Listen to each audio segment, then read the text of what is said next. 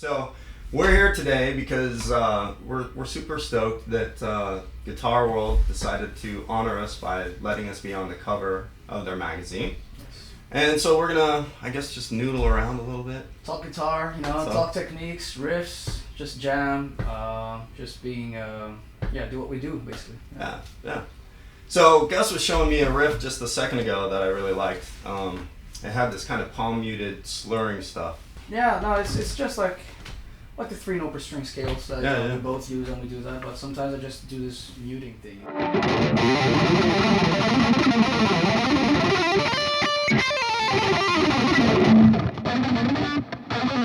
Are you picking on each?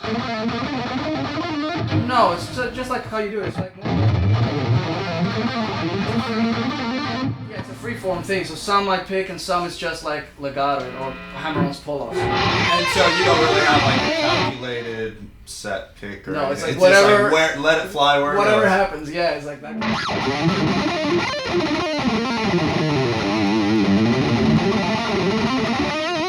Sometimes you want to get in there and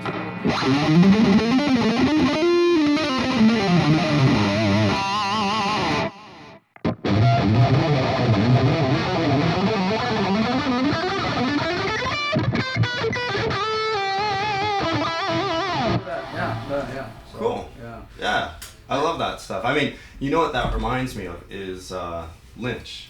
Lynch, yeah. Old Lynch, when he used to do that.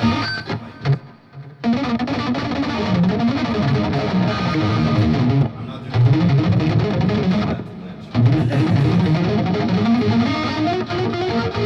Right. all of that, kind of just no picking and. I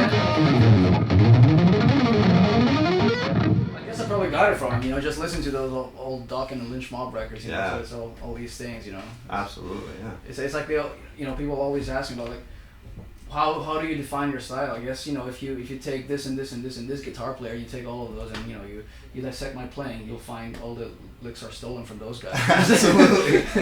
And it's funny, you try and be inventive, like, obviously we're all trying to create and be our own player and stuff, and I try and do that a lot through theory and technique and stuff like that, and but I always find there's always underneath some sort of relationship back to your influences. Yeah, it always comes back to that, doesn't it? Yeah, it's this stuff is planted in your brain. When you grow up and listening, you're listening to your favorite metal bands or your guitar players. That stuff is like, that's your roots, man. And it always comes back to that, and that stuff will surface out there, which is a great thing, Yeah. And I think every player is like that, And that's why you shouldn't just have one influence. Yes, right? Exactly. Yeah. Otherwise, you just sound like that. No, exactly. You should be listening to. I mean, I remember when I was a kid, I was listening to whatever I could get my hands on. Like it would be like, from Dimebag Darrell to Stevie Ray Vaughan to whatever, like blues guitar players, heavy metal players, Yeah. Al Di Meola, fusion stuff. So I try to pick stuff from the stuff that I like that spoke to me. I try to steal it and kind of try to make it on my own eventually. Yeah. But the thing is, though, is like a personal style it takes years to develop. It's not something that just, it takes, From the vibrato. Yeah, to this is just like an ongoing process, a style is not something you just wake up one day and you have. Yeah.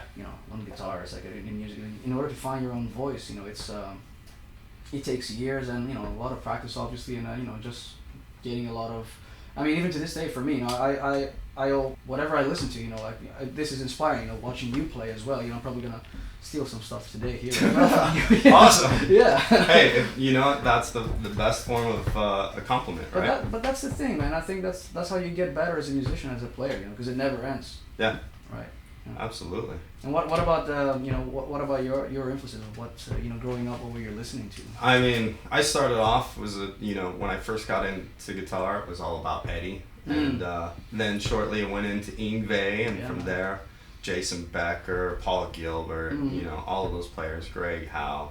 Then I also got into the classical side of things, and Paco de Lucia, who unfortunately recently passed away, and Paco Peña is another great one, Elliot Fisk, Julian Bream, so many great classical guitarists. Right. And then every once in a while I find myself, when I hear like a great, I was never a fan of country, but when you hear a great guitarist, they're a great guitarist, no matter what. Yeah, no matter what, yeah. And when I heard like Scotty Anderson doing the stuff that he does, it's just like, right. I got to be able to do that, but I never got that far with. Right, I never really.